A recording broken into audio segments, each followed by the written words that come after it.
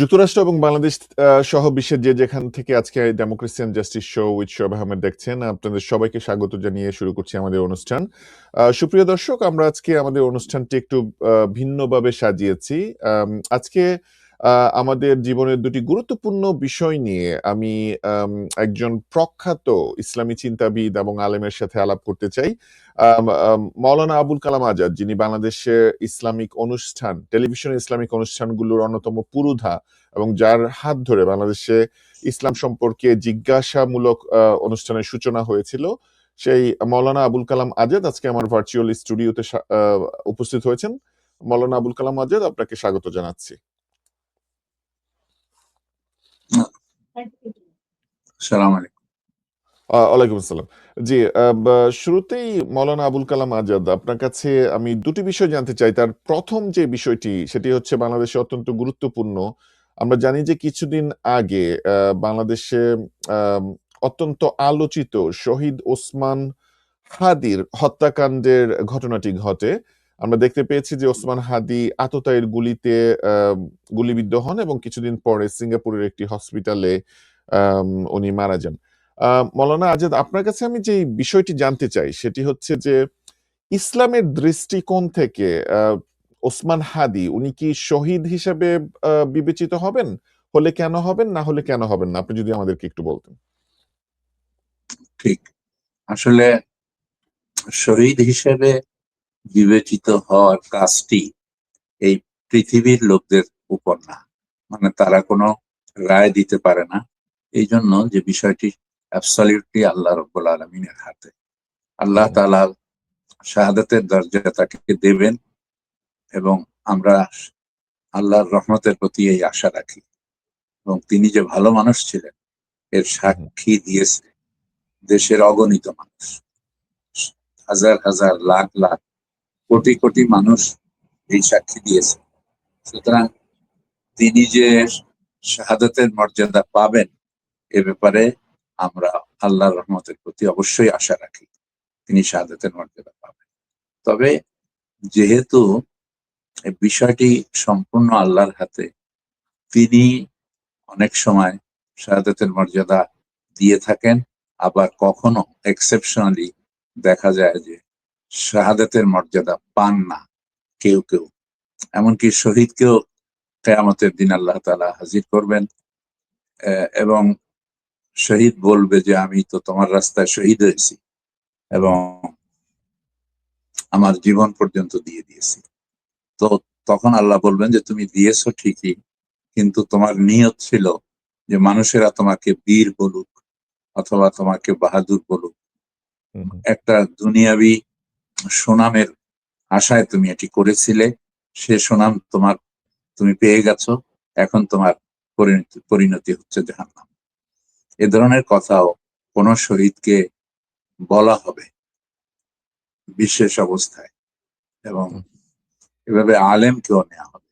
আলেমও তার পক্ষে বলবেন যে আমি আল্লাহর জন্য দিন প্রচার করেছি। তো আল্লাহ বলবেন যে তোমার নিয়ত ছিল যে মানুষেরা তোমাকে বড় আলেম বলুক, তোমার একটা সুনাম হোক, এটা হয়ে গেছে দুনিয়াতে, সুতরাং এখন আর আমার কাছে তোমার কোনো পাওনা নেই, তাকেও জাহান্নামে দিয়ে দাও। এইভাবে যেহেতু বক্তব্য আছে, সেহেতু আমাদেরকে আল্লাহর রহমতের প্রতি আশা রাখতে হবে, দোয়া করতে হবে আল্লাহ যেন তাকে শাহাদাতের মর্যাদা দান করেন। এবং আমার দৃঢ় বিশ্বাস যে তার মতো লোককে আল্লাহ অবশ্যই শহীদি মর্যাদা দান করবেন, কেননা তার জীবনের আগে পাছে, ডাইনে বামে দেখলে বোঝা যাবে যে উনি আসলেই সিনসিয়ার মানুষ ছিলেন এবং তার মধ্যে ইখলাস ছিল, আল্লাহর সন্তুষ্টির জন্য কাজ করার তার আকাঙ্ক্ষা আশা ছিল। এবং তিনি আসলে কিন্তু কোরআন হাদিসও জানতেন। তার শিক্ষার যে ব্যাকগ্রাউন্ড সেটা মনে হয় মাদ্রাসার থেকে আসছে, যতটা আমি জানতে পেরেছি। সুতরাং মাদ্রাসায় আলিম পর্যন্ত পড়েছেন এবং তারপরে উনি ঢাকা ইউনিভার্সিটিতে পড়াশোনা করেছেন। আলিম পর্যন্ত অ্যাটলিস্ট উনি মাদ্রাসা ব্যাকগ্রাউন্ড ছিলেন আর কি, এবং তার বাবা আলেম ছিলেন, তার একজন ভাই আছেন, বড় ভাই, উনিও আলেম, যতটুকু আমরা সংবাদ মাধ্যমে শুনতে পেরেছি। জি জি, আপনি ঠিক বলেছেন। এবং প্রকৃতপক্ষে উনি মানুষ হিসেবেও ভালো ছিলেন, মুসলমান হিসেবেও ভালো ছিলেন, এবং তিনি আল্লাহর রাহে নিবেদিত প্রাণ মানুষ ছিলেন, এবং তার ভিতরে আকাঙ্ক্ষা ছিল যে তিনি আল্লাহর সন্তুষ্টি অর্জন করতে চান। এই আকাঙ্ক্ষা, আল্লাহর সন্তুষ্টি অর্জনের আকাঙ্ক্ষা তার ভিতরে তীব্রভাবে ছিল। সেই জন্য আমার দৃঢ় বিশ্বাস যে আল্লাহ তাআলা তাকে শাহাদাতের মর্যাদা দান করবেন। তবে আমরা যে বলি শহীদ, অমক শহীদ তমক, এইটা আমাদের বলা উচিত না। কেউ কেউ বললো যে তাকে শহীদ করা হয়েছে, তো শহীদ করা তো কাজটা ভালো কাজ, এই কাজ শত্রুতে তো করবে না, শত্রুতে তো এটা করবে না, বলতে হবে যে নিহত হয়েছেন, নিহত হয়েছেন। এবং আমরা আবেগ আপ্লুত হয়ে আউট অফ ইমোশন আমাদের জুরিসডিকশনের বাইরে যাব না, এটা আমাদের উচিত ইনশাআল্লাহ। জি, জি, ধন্যবাদ আপনাকে মৌলানা আজাদ। আপনাকে আমি আরেকটু জানতে চাই, সেটা হচ্ছে যে আমরা যেটা নবী রাসূলদের সিরা থেকে জানি যে আল্লাহ রাসূল যখন কোনো যুদ্ধে যেতেন, তখন যারা সাহাবারা শাহাদাত বরণ করতেন, তখন তো তাদেরকে আল্লাহ রাসূলই শহীদ হিসেবে ডিক্লেয়ার করতেন, বা শাহাদাতের এই কজ গুলো যেটা সেটা হচ্ছে সেটা তখন ছিল। তো এখন তো আমরা আল্লাহ রাসূল আমাদের মাঝে নাই, প্রায় 1400 বছর হয়ে গেছে। কিন্তু শাহাদাতের কজগুলো কি এখনো বিদ্যমান আছে কিনা? যেমন শহীদ ওসমান হাদির ঘটনাটাকেই যদি আমরা দেখি, এটা অনেকেই বলবেন যে এটা তো একটা রাজনৈতিক ঘটনা। যেমন উনি আম আ আম এমপি হতে চেয়েছেন, ইলেকশন করবেন, ক্যাম্পেইন করছেন। উনি ভারতীয় আধিপত্যবাদের বিরুদ্ধে বলিষ্ঠভাবে বলেছেন। বা উনি ফ্যাসিস্ট শাসকদের বিরুদ্ধে স্লোগান দিয়েছেন। সবগুলোকে রাজনৈতিক ঘটনা। তো এই যে এই রাজনৈতিক কজটাও কি শাহাদাত বরণের একটা কজ হতে পারে? এই বিষয়টা আমি একটু জানতে চাই। জি, জি, ডেফিনেটলি, ডেফিনেটলি এই কজটা কোনো খারাপ কিছু না। রাজনীতি ইসলাম বহির্ভূত কোনো বিষয় না, যেটা আমাদের অনেকে মনে করি, এবং আগে বেশি মনে করা হতো এটা। এবং separation of religion from the state, এই স্লোগান ছিল বড় বড় সুপার পাওয়ারের স্লোগান। তো সেই স্লোগানে আমরা বিশ্বাস করি না। উনি উইদিন দি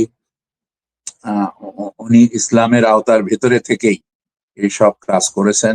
এমনকি দেখেন ওনার স্ত্রী কি পর্দা করে, আলহামদুলিল্লাহ, যে তার উনি কোন সময় এত চড়াই উতরাই গিয়েছে কিন্তু উনি অ্যাপেয়ার হন নাই।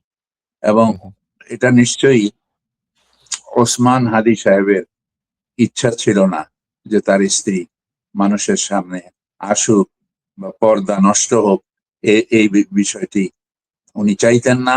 উনি এদিক থেকেও ভালো মুসলমান ছিলেন, উনি একজন আলেমের ছেলে ছিলেন, এবং ওনার জীবনটাই একেবারে শুরু থেকে শুরু হয়েছে এমন ভাবে যেটা আল্লাহর মর্জির পক্ষে কাজ করেছেন উনি।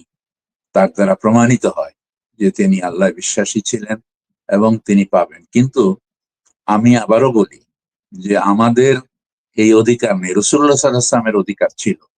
রাসূল সাল্লাল্লাহু আলাইহি ওয়াসাল্লাম তো ওমা ইয়ানতিকু আনিল হাওয়া ইন হুয়া ইল্লা ওয়াহয়ু ইউহা, আল্লাহ কোরআনে বলেছেন যে সে নিজের থেকে কিছু বলে না, মুহাম্মদ সাল্লাল্লাহু আলাইহি ওয়াসাল্লাম, বরং আল্লাহর পক্ষ থেকে যা ওহী করা হয় সেটাই শুধু তিনি বলেন।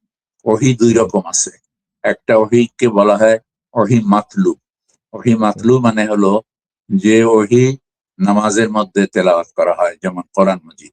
কোরআন মজিদের প্রতিটি আয়াতই ওহী মাতলু। আর ওহী গায়রে মাতলু, গায়রে মাতলু মানে যা, সেটাও ওহী, তবে কোরআন এটা নামাজের মধ্যে তেলাওয়াত যোগ্য না।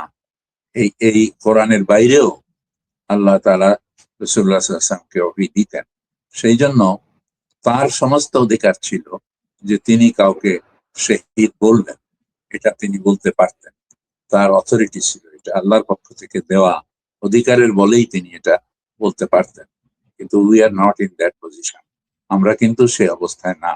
সেই জন্য আমাদেরকে এটা মনে রাখতে হবে যে আমরা ভালো ধারণা রাখবো এবং আল্লাহর রহমতের প্রতি আশা রাখবো। আল্লাহর সিদ্ধান্তের ভালো সিদ্ধান্ত আল্লাহ নেবেন তার জন্য এবং আমাদের সকলের জন্য, এটা আমাদের কাম্য হওয়া উচিত।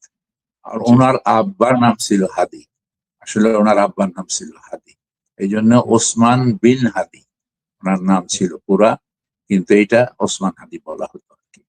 ওসমান ভালো নাম, এবং এই নামটাই ওনার, এবং ওনার আব্বার নাম ছিল হাদি, এই জন্য ওসমান হাদি উনি নিজেকে পরিচয় দিতেন, ওসমান জি হাদি। জি মৌলানা সাহেব, এই বিষয়ে আমার সর্বশেষ প্রশ্ন, তারপরে আমরা দ্বিতীয় বিষয়টাতে চলে যাব।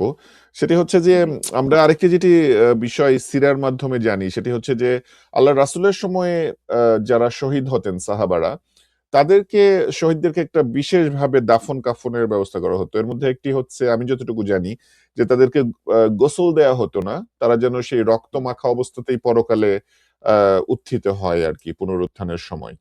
তো এই যুগে দেখা যায় যে আমরা যাদেরকে শহীদ বলি বা না বলি, যাদেরকে মনে করি যে তারা শহীদ হয়েছে, তাদেরকে আমরা রেগুলার মানুষের মতো করেই গোসল করে রেগুলার যেভাবে মৃতদেহকে দাফন কাফন করা হয় সেভাবেই করি। এই বিষয়টা নিয়ে আপনি একটু বলবেন? হ্যাঁ, এটা ঠিক, এটা আমরা তাই করি। আমাদেরকে ধরে নিতে হবে যে উনি শহীদ, আমরা জানি না যে উনি শহীদ না, তবে আমরা এটা করব, এবং ওনাকে গোসল ছাড়াই দাফন কাফন করতে হবে, গোসল ছাড়াই করতে হবে, এবং শহীদদের সঙ্গে যে আচরণ আমাদের করার কথা সেটাই আমরা করব, এবং সেভাবেই ওনাকে আমরা আমরা দাফন কাফন করবো ইনশাআল্লাহ। এটাই আমাদের দায়িত্ব। আচ্ছা, জি ধন্যবাদ আপনাকে।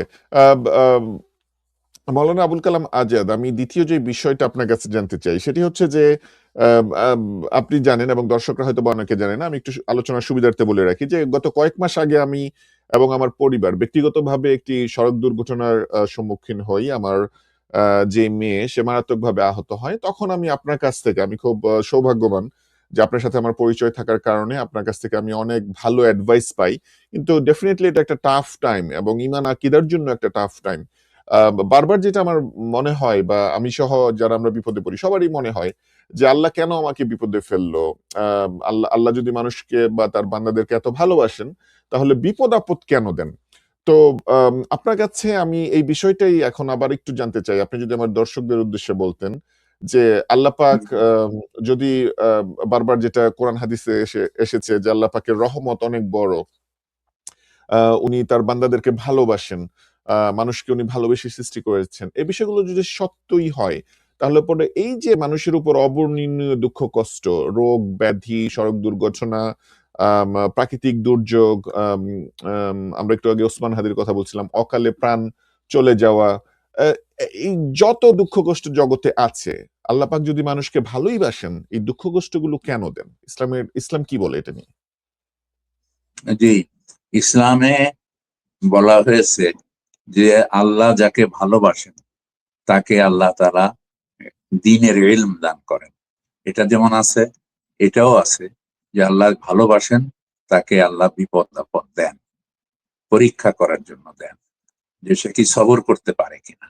সবরের নির্দেশ দেওয়া হয়েছে। সবর কি দরকার? সবর তো যখন একজন মানুষের উপরে বিপদ মুসিবত হয় তখনই তো সবরের প্রশ্ন দেখা দেয়, তাই না? তাহলে সবরের গুণটা এত বড় গুণ যে ইমানদার যদি কখনো বিপদে পড়ে, ছোট হোক বড় হোক, তাহলে সে আল্লাহর দিকে রুজু হয়, আল্লাহর দিকে মনোযোগী হয়, আল্লাহর কাছে ক্ষমা প্রার্থনা করে, আল্লাহর কাছে তওবা করে। এই তওবা কে করবে? যে খারাপ কাজ করে না তার তো তওবা করার কোনো প্রশ্ন নেই। তওবা তো তার, যার দ্বারা আল্লাহর সন্তুষ্টির বাইরে কোনো কাজ হয়ে যায়, তার জন্য তওবা। আর নবী রাসূলরা তো তাহলে মোটেই কোনো কষ্টের শিকার হতেন না। রাসূলুল্লাহ সাল্লাল্লাহু আলাইহি ওয়াসাল্লামের জীবনে কত কষ্ট তিনি করেছেন। আম্বিয়া আম্বিয়া কেরাম আলাইহিমুস সালাম, তারা সকলেই তো কষ্টের ভিতর দিয়ে গিয়েছেন, বিপদের ভিতর দিয়ে গিয়েছেন। কত কষ্ট হয়েছে। রাসূলুল্লাহ সাল্লাল্লাহু আলাইহি ওয়াসাল্লামের এত বড় কষ্ট হয়েছে যে আল্লাহ তাকে হিজরত করার নির্দেশ দিয়েছেন, এবং তিনি হিজরত করেছেন। এই হিজরত কেন করতে হবে? যদি তার ওখানে প্রতিকূল অবস্থা না হবে, তাহলে তাকে হিজরত করতে কেন বলা হবে? তাহলে নবী রাসূলদের জন্য কষ্ট আল্লাহ দিয়েছেন। আর যে যত বেশি কষ্ট আছে সে তত খারাপ লোক, এ কথা সত্যি না। আর যে লোকটা কষ্ট, যে লোকটা ভালো লোক তার কোনো কষ্ট হবে না, এমন কোনো কথা কোরআন হাদিসে নেই। এই জন্য এই বিপদ আপদ হওয়াটাও ইমানদারের জীবনে একটা অপরিহার্য জিনিস। হাসিবান নাসু আন ইউতরাকু আন ইয়াকুলু আমান্না, মানুষ কি মনে করেছে যে সে ইমান, আমি ইমান এনেছি বললেই তাকে ছেড়ে দেওয়া হবে? অহম লা ইফতানুন, তাকে পরীক্ষা নিরীক্ষা করা হবে না? এটা তো কোরআন শরীফ, এটা সূরা আনকাবুতের শুরু, যে হুম লা ইফতানুন, তাদের ওয়ালাকাদ ফাতান্না আল্লাযীনা মিন ক্বাবলিহিম, ইতিপূর্বে যারা ঈমান এনেছিল তাদেরকেও আমি পরীক্ষা করেছি। ওয়ালাকাদ ফাতান্না আল্লাযীনা মিন ক্বাবলিহিম ফালা ইয়ালামান্না আল্লাহু আল্লাযীনা সাদাকু, আল্লাহ জেনে নেবেন যে ঈমানের দাবিতে কে সত্যবাদী। ওয়ালা ইয়ালামান্নাল কাযিবিন, এবং আল্লাহ তাআলা এও জেনে নেবেন যে ঈমানের দাবিতে কে মিথ্যাবাদী। এটা জেনে নেবেন, এটা জানার জন্য তো বিপদের দরকার।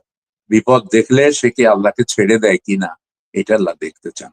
আসলে বিপদ এরকম যদি হতো যে যত বেশি ভালো সে তত বেশি বিপদমুক্ত, তাহলে তো দুনিয়ায় ভালো থাকার জন্যই মানুষ বিপদ দের মধ্যে যেত না। এটা তো নিয়ম না, আল্লাহর নিয়ম না। রাসূলুল্লাহ সাল্লাল্লাহু আলাইহি ওয়াসাল্লামের পরিবারে আমরা হাদিস থেকে জানতে পারি যে 1 মাস পর্যন্ত চুলা জ্বলে নাই। রাসূলুল্লাহ সাল্লাল্লাহু আলাইহি ওয়াসাল্লামের মতো মানুষ পৃথিবীতে সবচেয়ে ভালো মানুষ ছিলেন মুহাম্মদুর রাসূলুল্লাহ সাল্লাল্লাহু আলাইহি ওয়াসাল্লাম, এটা বলা যায়, নির্দ্বিধায় বলা যায়। তো সেই মানুষটির কোনো কষ্ট কেন হবে? 1 মাস পর্যন্ত না খেয়ে থেকেছে। মা আয়েশাকে যে ওই যে অপবাদ দেওয়া হয়েছিল, সেখান থেকে বাইরের থেকে আসার সময় যারা বহন করছিলেন সেই পালকিটা, তারা মনে করেছিলেন যে উনি ভিতরে আছে, কারণ উনি খাওয়া দাওয়ার কষ্টে এত শুকনো হয়ে গিয়েছিলেন, দুর্বল হয়ে গিয়েছিলেন, ওজনই ছিল না, তেমন অল্প ওজন ছিল। এই কষ্ট তার কেন হবে বলেন? আল্লাহ তাআলা যাকে ভালোবাসেন তাকে বিপদ আপদ দিয়ে আল্লাহ তাআলা পরীক্ষা করেন এবং তার মর্যাদা বৃদ্ধি করেন। এভাবে তার মর্যাদা বৃদ্ধি হয়। সে যত সবর করে ততই তার গুনাহ মাফ হয়ে যায়। সে যত সবর করে ততই সে খারাপ পথে থেকে বিরত থাকে, ফিরে আসে, তওবা করে। এটা তো ইমানদারদের একটা কি, ইমানদারদের একটা জেওর, অলংকার। ইমানদার ব্যক্তির জন্যই এটা বেশি সুইটেবল, যেহেতু সে ইমানের মধ্যে থেকে আল্লাহর সন্তুষ্টির পথে থাকে, যদিও তার নিজের জীবনের উপরে হুমকি আসে, তথাপি সে আল্লাহর পথ ছাড়ে না। এই এই পরাকাষ্ঠা ইমানের দেখানের তো বিপদ না হলে আর কোনো সুযোগ ছিল না। এই জন্য এই ধারণা আমাদের দূর করতে হবে, যারা মনে করি যে বিপদ আপদ ইমানদারের হবে কেন। কেউ কেউ বলে যে যত বিপদ শুধু আমারই হয়, আর ওরা যে আল্লাহকে মানে না, ওদের কোনো বিপদ নাই। এই জন্য সে যে অভিমান করে, এই অভিমান যদি করে কেউ, তাহলে তার দোয়া কবুল হয় না। কারণ হলো যে তখন রাসূলুল্লাহ সাল্লাল্লাহু আলাইহি ওয়াসাল্লাম বলেছেন যে দোয়া কবুল হওয়া, সাহাবী জিজ্ঞেস করেছিলেন যে আমাদের দোয়া কবুল হয় না কি কারণে? তো একটা কারণ রাসূলুল্লাহ বলেছিলেন যে তাড়াহুড়ো করা, তাড়াহুড়ো করা। সাহাবী জিজ্ঞেস করলেন যে তাড়াহুড়ো করার অর্থ কি? তিনি বললেন যে কেউ যদি এ কথা বলে যে আমি এত দোয়া করলাম কিন্তু কবুল হলো না, এটাই তাড়াহুড়া। এই কথা যে বলে সে তাড়াহুড়া করে। আর এই তাড়াহুড়া হলো এমন জিনিস, তাড়াহুড়া যার ভিতরে আছে তার দোয়া কবুল হয় না। এই জন্য তাড়াহুড়া করি কিনা আমরা বিপদে পড়লে, এটাও আল্লাহ তাআলা দেখেন। আমাদের কাজ হলো আল্লাহর কাছে চাওয়া, দেওয়ার মালিক হচ্ছেন আল্লাহ তাআলা। এটা জানতে হবে ভালো করে যে আমরা যা চাই আল্লাহ তার চেয়ে অনেক বেশি আমাদেরকে দেন। এবং আল্লাহ বলেছেন আসা আন তাকরাহু শাইআন ওয়া হুয়া শাররুল লাকুম, কখনো কোনো জিনিস তোমরা অপছন্দ, ওয়া হুয়া খায়রুল লাকুম, কখনো জিনিস তোমরা অপছন্দ করো কিন্তু সেটা তোমাদের জন্য পরিণামের দিক থেকে উত্তম।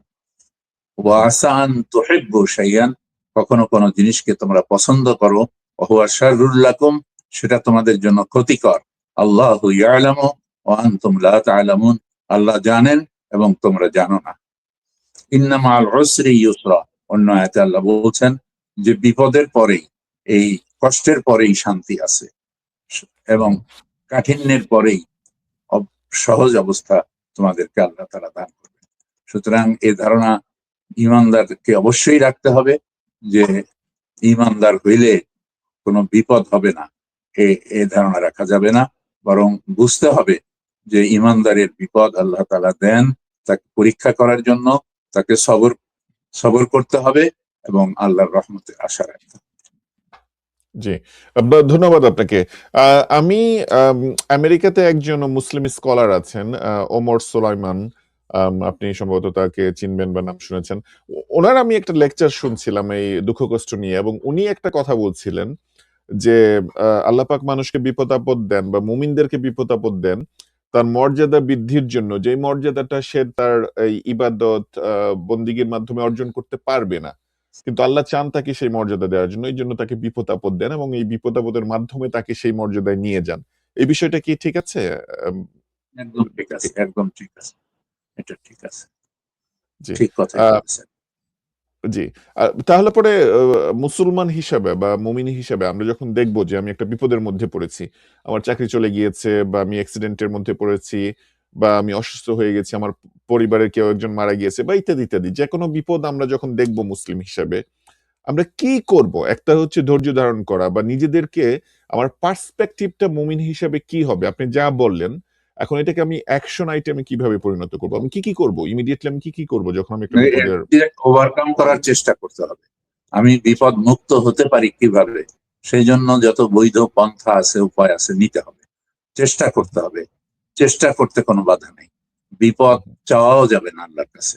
বিপদ বিপদ থেকে মুক্তিও আল্লাহর কাছে চাইতে হবে। এটা আমাদের দায়িত্ব হলো এটা।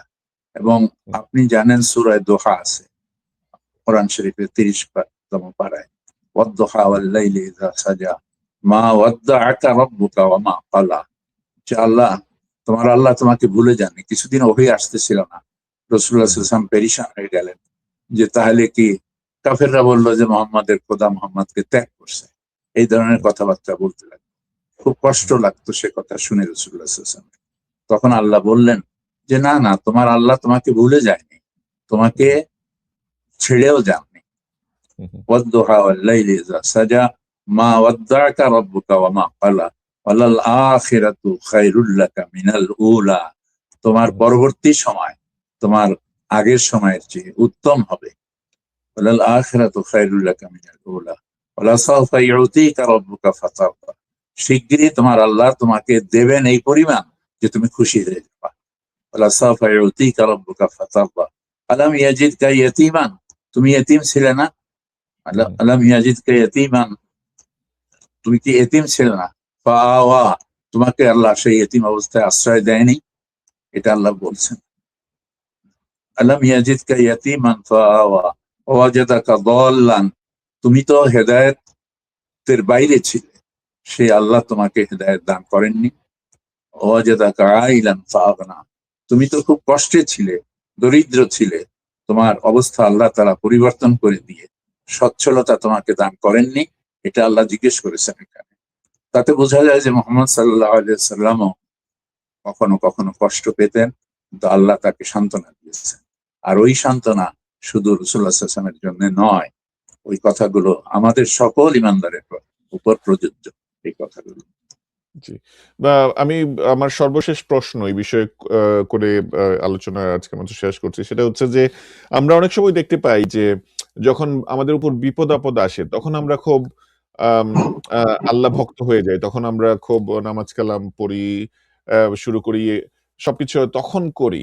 আম আপনার কি কোনো অ্যাডভাইস আছে যে ধরেন আমার উপর এখন বিপদ নাই, কিন্তু তারপরও কি আমি নামাজ কালাম, কোরআন হাদিস বা আমার কি করা উচিত যেন যখন আমার উপর বিপদ আসে তখন আমার উপর এই ট্রানজিশনটা আমার জন্য ইজি হয়? মানে আমি অলরেডি আল্লাহর একটা দয়ার মধ্যেই আছি। এর মধ্যে একটা বিপদ আসলে পরে স্মুথ হয় ট্রানজিশনটা। হঠাৎ করে আমি মানে একদম আকাশ থেকে পড়তে হলো না। তো একজন মুসলিম হিসেবে আমাদের কি ইবাদতগুলো বা প্র্যাকটিস গুলো কি থাকা উচিত? ঠিকই বলেছেন, এটা একটা গুরুত্বপূর্ণ বিষয় আপনি জিজ্ঞেস করেছেন। আসলে আমরা সর্বাবস্থায় আল্লাহকে স্মরণ রাখবো, এটা হলো আমাদের দায়িত্ব। তো আল্লাহকে স্মরণ রাখবো, আল্লাহকে ভুলে যাব না, মৌতের কথা ভুলে যাব না, আখিরাতের কথা ভুলে যাব না, ট্রায়ালের কথা ভুলে যাব না। এইটা হলো আমাদের সার্বক্ষণিক দায়িত্ব। সেই জন্য এটা আপনি ঠিকই বলেছেন যে মানুষের উপরে বিপদ আসলে আল্লাহকে ডাকে, খুব বেশি ডাকে। এটা কোরআন শরীফে আল্লাহ বলেছেন যে জাহাজের ভিতরে তুফান এসে গেল, পানি জাহাজে তুফান নৌকায়, মানুষ আল্লাহকে ডাকতে লাগলো, একেবারে একান্ত ভাবে ডাকলো, নিখুঁত ভাবে ডাকলো। আল্লাহ তাআলা তাদেরকে পাড়ে উঠাই দিলেন। পাড়ে উঠাই দেওয়ার পরে তারা বলতে লাগলো যে ক্যাপ্টেন বড় সাংঘাতিক ভালো লোক ছিল এবং সে জাহাজটা ধরেছে তুফানের ভিতরে এত সুন্দর ভাবে যে আমরা বেঁচে গেছি। সে সময় আল্লাহর কথা বলে না, এটা আল্লাহ কোরআন শরীফে নিজে বলেছেন। এই জন্য আমাদের উচিত হবে যে সদা সর্বদা সবকিছুই, আপনি যদি যা সামান্য পাবেন, সামান্য একেবারে অতি সামান্য কিছু যদি আপনার পক্ষে যায়, উপকারী হয় কোনো জিনিস, তাহলে আপনি অবশ্যই বিশ্বাস করবেন যে এটা আল্লাহ দিয়েছেন। আল্লাহ ওমা তাশাউনা ইল্লা আইয়াশা আল্লাহু রাব্বুল আলামিন, তোমরা কিছুই চাইতে পারো না, শুধু চাইতে পারো ওই জিনিস যা আল্লাহ তোমাদের জন্য চান। যা আল্লাহ চান না তা আমাদের জন্য হয় না। এই আমাদের বিশ্বাস আছে ভাষা ভাষা, এটা ঠিক, কিন্তু আমাদের ইয়াকিনের অভাব আছে, দৃঢ় বিশ্বাস এর অভাব আছে। ফাইজা আযামতা ফাতাওয়াক্কাল আলাল্লাহ, যখন তোমরা কোনো দৃঢ় সংকল্প করো তখন আল্লাহর উপরে তাওয়াক্কুল করো যে আমার চেষ্টা করেছি, আস-সাইয়ু মিন্নি মিন্নি আস-সাইয়ু মিন্না ওয়াল ইতমামু মিনাল্লাহ, চেষ্টা আমাদের পক্ষ থেকে আর এর সফলতা আসবে আল্লাহর পক্ষ থেকে। এইভাবে আমাদেরকে বিশ্বাস করতে হবে। এ ব্যাপারে আমি সমস্ত যুবক যুবতী ইমানদার সকলকে, পুরুষ নারী সকলকে আহ্বান করি যে মনে মৌতের কথা ভুলে যাবেন না, কোনো সময় মৌতের কথা ভুলে যাবেন না। আর আল্লাহর অনুগ্রহের উপরে হেলান দিয়ে থাকবেন যে আমি আল্লাহর অনুগ্রহ ছাড়া বাঁচবো না, আল্লাহর অনুগ্রহ আমার চাই। এবারে চাইতে হবে, আপনি চাইলেই আল্লাহ তাআলা দিবেন। আপনি যা চাইবেন তার চেয়ে অনেক বেশি আল্লাহ তাআলা দিবেন। हर घड़ी देने को तू तैयार है, जो न मांगे उससे तू बेजार है। তুমি সবসময় দেওয়ার জন্য তৈরি আছো আল্লাহ, যে চায় না তার উপরে তুমি নারাজ। আল্লাহ চান যে বান্দা বেশি বেশি চান, মানুষের কাছে বেশি বেশি চাইলে সে বিরক্ত হয়, এই জন্য তার মন মেজাজ বুঝে কথা বলতে হবে। কিন্তু আল্লাহর ব্যাপারে এটা নেই, আল্লাহর ব্যাপারে যত চাওয়া যাবে ততই কল্যাণ, ততই আল্লাহ খুশি। চাইলে আল্লাহ খুশি হন, না চাওয়ার চাইতে অনেক বেশি। আল্লাহ তাআলা আমাদের সকলকে জাহান্নাম থেকে বাঁচার যে জিন্দেগি সেই জিন্দেগি আমাদেরকে দান করুন, এবং আল্লাহ তাআলা কিয়ামতের দিন আল্লাহর অনুগ্রহ দিয়ে আমাদেরকে বাঁচিয়ে দিন। আল্লাহুম্মা হাসিবনা হিসাবান ইয়াসীরা, আল্লাহ আমাদের হিসাব সহজ করে দিন। আল্লাহুম্মা হাসিবনা হিসাবান ইয়াসীরা, আল্লাহর কাছে যে যত চাইবে সে তত বুদ্ধিমান, আর যে যত ভুলে থাকবে সে তত নির্বোধ, বোকা। নিজের ভবিষ্যতের কথা ভুলে যায়, কোন বুদ্ধিমানে ভুলে যায় না, বোকারাই ভুলে যায়। আল্লাহ আমাদেরকে বোকা না বানিয়ে বুদ্ধিমান হওয়ার তৌফিক দান করুন। ওয়া আখিরু দাওয়ানা আনিল হামদুলিল্লাহি রাব্বিল আলামিন। জি।